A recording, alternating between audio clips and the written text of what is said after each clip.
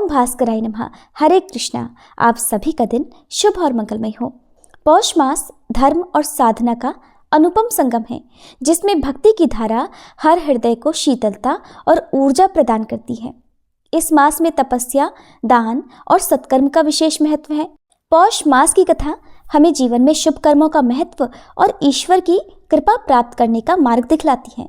आइए श्रोताओं, आज की इस दिव्य कथा के माध्यम से हम सभी अपने जीवन को पवित्रता और भक्ति से भरते हैं।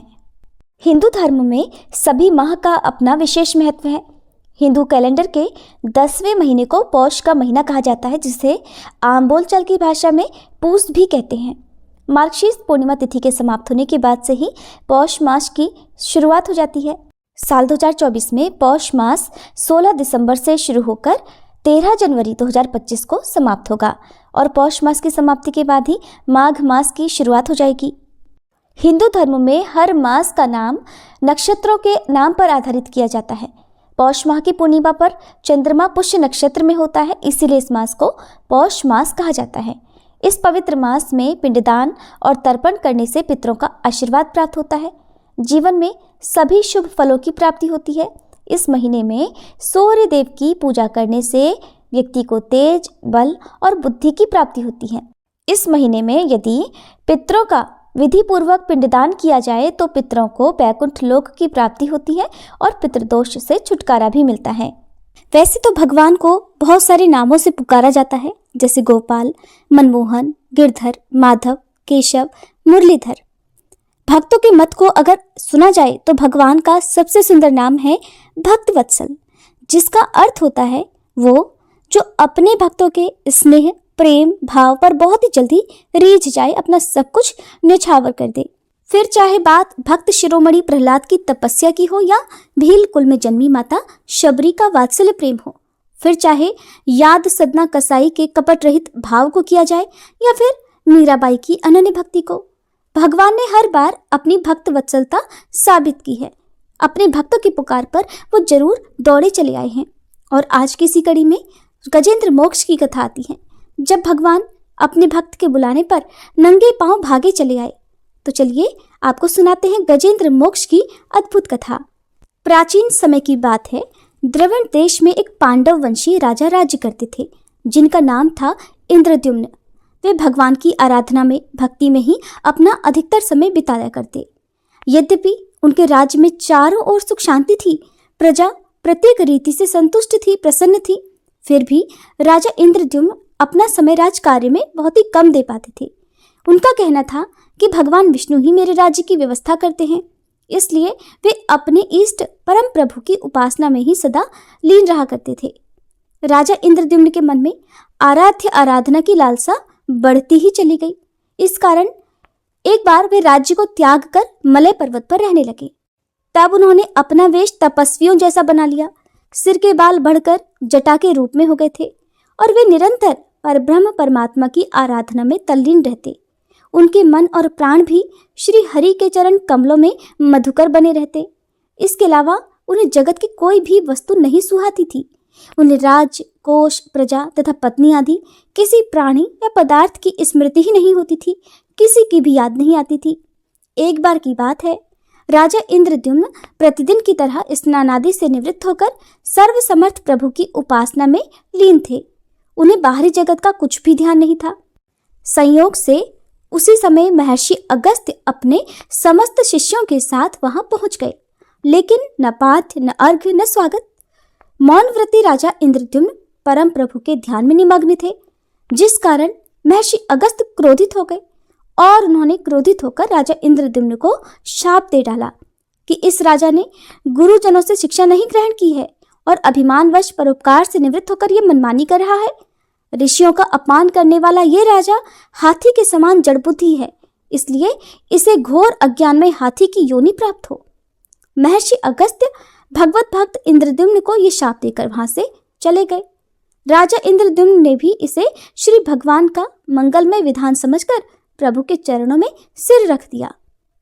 क्षीराब्दी में 10 सहस्त्र योजन लंबा, चौड़ा और ऊंचा त्रिकुट नामक पर्वत था। वह पर्वत अत्यंत सुंदर और श्रेष्ठ था। उस पर्वतराज त्रिकुट की तराई में ऋतुमान नामक भगवान वरुण का क्रीड़ा कानन था। उसके चारों ओर सुंदर दिव्य वृक्ष सुशोभित थे। वे वृक्ष सदा ही पुष्पों और फलों से लदे रहते थे। उसी क्रीड़ा कानन ऋतुमान के पास में पर्वत श्रेष्ठ त्रिकुट के गहन वन में हथिनियों के साथ अत्यंत शक्तिशाली और अमित पराक्रमी गजेंद्र रहा करता था। एक बार की बात है, गजेंद्र अपने साथियों सहित प्यास लगने के कारण बहुत व्याकुल हो गया था। वह कमल की गंध से सुगंधित वायु को सूंघकर एक मन को लुभाने वाले विशाल सरोवर के तट पर जा पहुंचा। गजेंद्र ने उस सरोवर के निर्मल शीतल और मीठे जल में प्रवेश किया।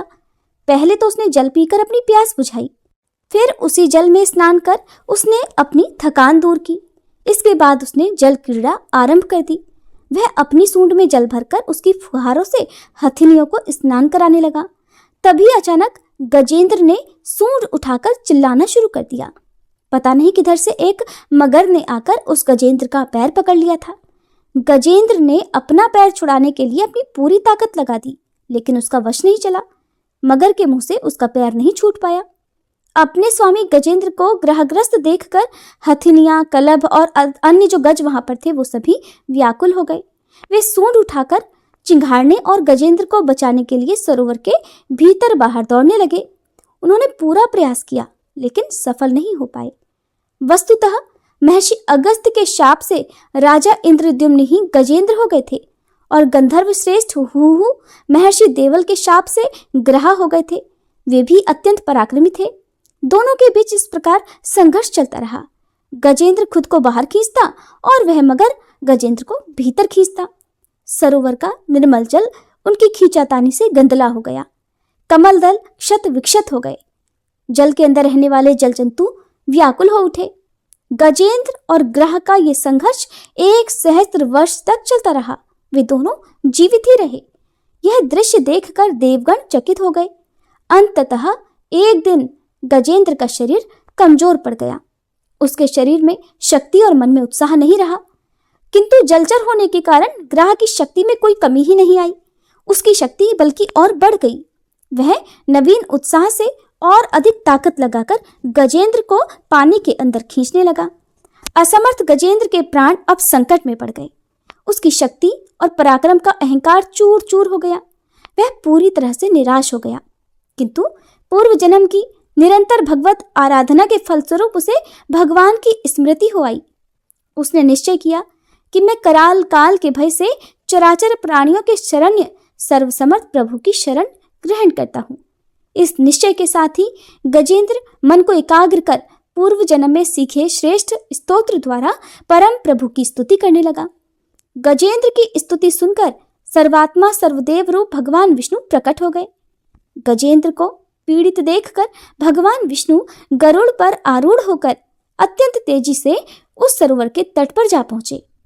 जब जीवन से निराश और पीड़ा से छटपटाते गजेंद्र ने हाथ में चक्र लिए गरुड़ पर विराजमान भगवान विष्णु को तीव्रता से अपनी ओर आते देखा, तो उसने कमल का एक सुंदर पुष्प अपनी सूंड में लेकर ऊपर उठाया और बड़े कष्ट से कहा, नारायण, हे जगतगुरु, हे भगवान, आपको नमस्कार है। गजेंद्र को इस प्रकार पीड़ित देखकर भगवान विष्णु गरुड़ की पीठ से कूद पड़े और गजेंद्र के साथ उस ग्रह अर्थात मगरमच्छ को भी सरोवर से बाहर खींच लाए और तुरंत ही अपने तीक्ष्ण चक्र से ग्रह का मुंह फाड़कर गजेंद्र को मुक्त कर दिया। ब्रह्मादि देवगण भी श्री हरि की प्रशंसा करते हुए उनके ऊपर स्वर्गिक पुष्पों की वर्षा करने लगे। सिद्ध और ऋषि महर्षि परब्रह्म भगवान विष्णु का गुणगान करने लगे, जय जयकार करने लगे। ग्रह दिव्य शरीरधारी हो गया। उसने श्री विष्णु के चरणों में सिर रखकर प्रणाम किया और भगवान विष्णु के गुणों की प्रशंसा करने लगा। भगवान विष्णु के मंगलमय वरद हस्त के स्पर्श से पाप मुक्त होकर अभिशप्त हुहु गंधर्व ने प्रभु की परिक्रमा की और उनके त्रैलोक्य वंदित चरण कमलों में प्रणाम कर वह अपने लोक को चला गया। भगवान विष्णु ने गजेंद्र का उद्धार कर उसे अपना पार्षद बना लिया। गंधर्व, सिद्ध और देवगण उनकी लीला का गान करने लगे। गजेंद्र की स्तुति से प्रसन्न होकर भगवान विष्णु ने सबके समक्ष कहा, प्यारे गजेंद्र, जो लोग ब्रह्म मुहूर्त में उठकर तुम्हारी की हुई स्तुति से मेरा स्तवन करेंगे, उन्हें मैं मृत्यु के समय निर्मल बुद्धि का दान करूंगा। ऐसा कहकर भगवान विष्णु ने पार्षद रूप में गजेंद्र को साथ लिया और गरुड़ पर आरूढ़ होकर वे अपने दिव्य धाम को चले गए। ये थी गजेंद्र मोक्ष की कथा। अब सुनिए आज का अध्याय। एक बार देवर्षि नारद श्री नारायण जी के सम्मुख पहुंचे और नारायण नारायण कहकर उनसे विनम्र स्वर में इस प्रकार कहने लगे, हे भगवान, अब मैं गणेश खंड को, जो मनुष्यों के लिए संपूर्ण मंगलों का भी मंगल स्वरूप और गणेश जी के जन्म वृत्तांत से परिपूर्ण है, सुनना चाहता हूँ। हे जगदीश्वर, भला पार्वती जी के शुभ उदर से सूर्यश्रेष्ठ गणेश जी की उत्पत्ति कैसे हुई? किस प्रकार पार्वती देवी ने ऐसे पुत्र को प्राप्त किया? गणेश जी किसी देवता के अंश से उत्पन्न हुए थे? उन्हें जन्म क्यों लेना पड़ा? वे अयोनिज थे अथवा किसी गर्भ से उत्पन्न हुए थे? उनका ब्रह्म तेज कैसा था? वे कितने ज्ञानी थे और उनका यश कितना निर्मल था?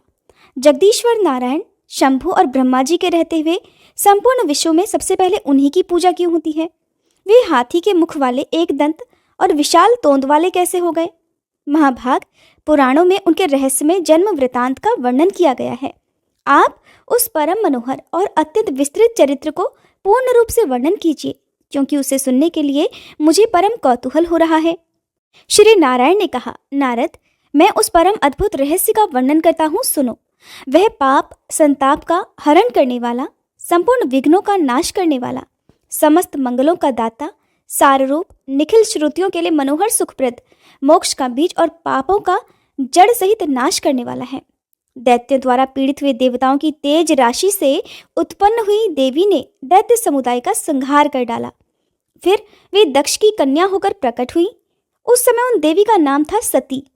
उन्होंने अपने स्वामी अर्थात शिवजी की निंदा होने के कारण योग धारणा द्वारा अपने शरीर का परित्याग कर दिया था और फिर शैलराज की प्रिय पत्नी मैना के पेट से जन्म लिया। पर्वतराज ने उन पार्वती जी का विवाह शंकर जी के साथ कर दिया। तब महादेव जी उन्हें साथ लेकर निर्जन वन में चले गए। वहां बहुत लंबे समय तक शंकर जी और पार्वती जी का विहार चलता रहा। जब देवताओं ने आकर विहार से विरत होने के लिए उनसे प्रार्थना की, तब भगवान शंकर विरत हो गए। उस समय महादेव जी का शुक्र भूमि पर गिर पड़ा, जिससे स्कंद कार्तिकेय उत्पन्न हुए। तब पार्वती जी ने श्री शंकर जी से एक श्रेष्ठ पुत्र के लिए प्रार्थना की, जिस पर महादेव जी ने कहा, पार्वती जी, मैं उपाय बताता हूँ, सुनो। उससे आपका कल्याण होगा, क्योंकि त्रिलोकी में उपाय करने से कार्य सिद्धि होती ही है। मैं आपसे जिस उपाय का वर्णन करूंगा वह संपूर्ण अभीष्ट सिद्धि का बीज रूप, परम मंगलदायक और मन को हर्ष प्रदान करने वाला है। वरानने, आप श्री हरि की आराधना करके व्रत आरंभ करो। 1 वर्ष तक इसका अनुष्ठान करना होगा। इस व्रत का नाम पुण्यक है।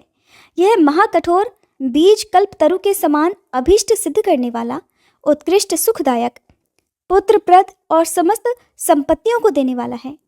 प्रिय जैसे नदियों में गंगा, देवताओं में श्रीहरि, वैष्णवों में मैं अर्थात शिव, देवियों में तुम, वर्णों में ब्राह्मण, तीर्थों में पुष्कर, पुष्पों में पारिजात, पत्रों में तुलसी दल, पुण्य प्रदान करने वालों में एकादशी तिथि, वारों में पुण्यप्रद रविवार, मासों में मार्गशीर्ष, ऋतुओं में वसंत, वत्सरों में संवत्सर, युगों में कृतयुग, पूजनियों में विद्या पढ़ाने वाले गुरु, गुरुजनों में माता, आप्तजनों में साध्वी पत्नी, विश्वस्तों में मन, धनों में रत्न, प्रियजनों में पति, बंधुजनों में पुत्र, वृक्षों में कल्पतरु, फलों में आम का फल, वर्षों में भारतवर्ष, वनों में वृंदावन, स्त्रियों में शत्रुपा, पुरियों में काशी, तेजस्वियों में सूर्य, दैत्यों में बलि, साधुओं में प्रहलाद, दानियों में दधीची, अस्त्रों में ब्रह्मास्त्र, चक्रों में सुदर्शन चक्र, मनुष्यों में राजा रामचंद्र और धनुर्धारियों में लक्ष्मण श्रेष्ठ हैं।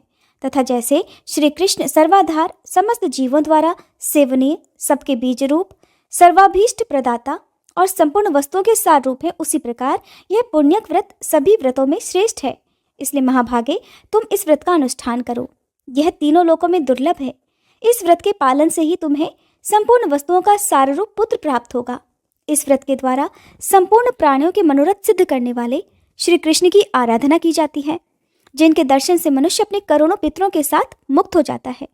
जो मनुष्य विष्णु मंत्र ग्रहण करके श्री कृष्ण की सेवा करता है, वह भारतवर्ष में अपने जन्म धारण को सफल कर लेता है। उसका जन्म सार्थक हो जाता है। वह अपने पूर्वजों का उद्धार करके निश्चय ही वैकुंठ लोक को जाता है और श्री कृष्ण का पार्षद होकर सुखपूर्वक आनंद का उपभोग करता है। वह भक्त अपने भाई, बंधु बांधव, अपनी पत्नी और अपनी पीढ़ियों का उद्धार करके श्री हरि के परम पद को प्राप्त हो जाता है। इसलिए गिरिजे, तुम इस परम दुर्लभ विष्णु मंत्र को ग्रहण करो और उस व्रत काल में इस मंत्र का जप करो, क्योंकि यह पितरों की मुक्ति का कारण है। ऐसा कहकर भगवान शंकर गिरिजा के साथ तुरंत ही गंगा तट पर गए और उन्होंने प्रसन्नता पूर्वक कवच और स्तोत्र सहित मनोहर विष्णु मंत्र पार्वती जी को बतलाया। मुने उसके बाद उन्होंने पार्वती जी से पूजा की विधि और नियमों का भी वर्णन किया। श्री नारायण कहते हैं, नारद, पुण्यक व्रत का विधान सुनकर पार्वती जी का मन प्रसन्न हो गया। फिर उन्होंने व्रत की संपूर्ण विधि के विषय में प्रश्न करना आरंभ कर दिया। देवी पार्वती बोली, नाथ, आप वेद वेदताओं में श्रेष्ठ, करुणा के सागर और परात्पर हैं। हे दीनबंधु, इस व्रत का सारा विधान मुझे बतलाइए। प्रभु, कौन कौन से द्रव्य और फल इस व्रत में उपयोगी होते हैं? इसका समय क्या है? किस नियम का पालन करना होता है? इसमें आहार का क्या विधान है और इसका क्या फल होता है? ये सब मुझ विनम्र सेविका से वर्णन कीजिए। साथ ही एक उत्तम पुरोहित, पुष्प एकत्रित करने के लिए एक ब्राह्मण और सामग्री जुटाने के लिए भृत्यों को भी नियुक्त कर दीजिए। इनके अलावा और जो भी व्रत के लिए उपयोगी वस्तुएं हैं जिन्हें मैं नहीं जानती हूँ, वो सब भी उपलब्ध करा दीजिए, क्योंकि स्त्रियों के लिए स्वामी ही सब कुछ प्रदान करने वाला होता है। स्त्रियों की 3 अवस्थाएं होती हैं, कौमार, युवा और वृद्धा। कौमार अवस्था में पिता, युवावस्था में पति और वृद्धावस्था में पुत्र सब तरह से पालन करने वाले होते हैं। तब श्री महादेव जी ने कहा, देवी, मैं इस व्रत की विधि, नियम, फल और व्रत में उपयोगी द्रव्यों और फलों का वर्णन करता हूँ, सुनो।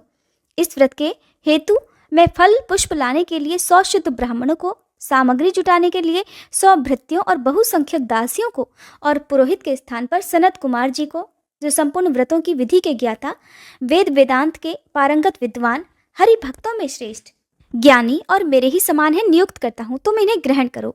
देवी, शुद्ध समय आने पर परम नियम पूर्वक व्रत का अनुष्ठान करना चाहिए। प्रिय, माघ मास की शुक्ल त्रयोदशी तिथि के दिन इस व्रत का आरंभ शुरू हो जाता है। उत्तम व्रती को चाहिए कि वह व्रत आरंभ के पहले दिन उपवास करे और शरीर को अत्यंत निर्मल करके यत्नपूर्वक वस्त्र को धोकर स्वच्छ कर दे। फिर दूसरे दिन सुबह जल्दी से उठ जाए और मुख को शुद्ध करके निर्मल जल में स्नान करे। फिर हरि स्मरण पूर्वक आचमन करके पवित्र हो जाए। फिर भक्ति सहित श्री हरि को अर्घ्य देकर शीघ्र ही घर लौट कर आ जाए। वहां धुली हुई धोती और चादर धारण करके पवित्र आसन पर बैठे। फिर आचमन और तिलक करके अपना नित्य कर्म समाप्त करे। फिर पहले प्रयत्न पूर्वक पुरोहित का वरण करे, स्वस्ति वाचन पूर्वक कलश की स्थापना करे। फिर वेद विहित संकल्प करके इस व्रत का अनुष्ठान करे। फिर सुहाग और श्रृंगार आदि की सामग्री सहित समर्पित करने की बात कहकर शंकर जी पुनः बोले, देवी, पुत्र प्राप्ति के लिए कुष्मांड, नारियल, जामवीर फल और श्रीफल, इन फलों को श्रीहरि के आगे अर्पित करना चाहिए। फिर श्रीहरि की प्रसन्नता के लिए नाना प्रकार के स्वादिष्ट और मधुर नैवेद्यों का भोग लगाना चाहिए। सुव्रते, इस व्रत में श्रीहरि को प्रसन्न करने के लिए भक्ति सहित तुलसी दल से संयुक्त अनेक प्रकार के पुष्प निवेदित करना चाहिए। व्रती को चाहिए कि वह व्रत काल में जन्म जन्मांतर में अपने धन धान्य की समृद्धि के लिए हर दिन 1 सहस्त्र ब्राह्मणों को भोजन कराए। देवी, प्रतिदिन पूजन काल में पुष्पों से भरी हुई 100 अंजलियां अर्पित करें और भक्ति की वृद्धि के लिए 100 बार प्रणाम करना चाहिए। सुव्रते, व्रत काल में 6 महीने तक हविष्य अन्न, 5 महीने तक फलाहार और 1 पक्ष तक हवि का भोजन करें और 1 पक्ष तक केवल जल पीकर ही रहना चाहिए। अग्निदेव के लिए 100 अखंड रत्न दीपों का दान करना चाहिए। रात में कुशा का आसन बिछाकर नित्य जागरण करना उत्तम है। देवी, इस प्रकार व्रत के भलीभांति पूर्ण होने पर फिर व्रत का उद्यापन करना चाहिए। उस समय 360 डलियाएं जो वस्त्रों से ढकी हुई और भोजन के पदार्थ यज्ञोपवीत और मनोहर उपहारों से सजी हुई हो, दान करना चाहिए। 1360 ब्राह्मणों को भोजन और 1360 तिल की आहुतियां देने का विधान है। फिर व्रत समाप्त हो जाने पर विधि पूर्वक 1360 स्वर्ण मुद्राओं की दक्षिणा भी देनी चाहिए। इसके अलावा व्रत समाप्ति के दिन दूसरी दक्षिणा भी बतलाऊंगा। देवी, इस व्रत का फल यही है कि श्रीहरि में भक्ति दृढ़ हो जाती है। श्रीहरि के समान तीनों भवनों में विख्यात पुत्र उत्पन्न होता है और सौंदर्य, पति, सौभाग्य, ऐश्वर्य और अतुल धन की प्राप्ति भी होती है। इसलिए हे देवी, आप भी इस व्रत का अनुष्ठान करो। साध्वी, आपको पुत्र उत्पन्न होगा। ऐसा कहकर भगवान शिव मौन हो गए।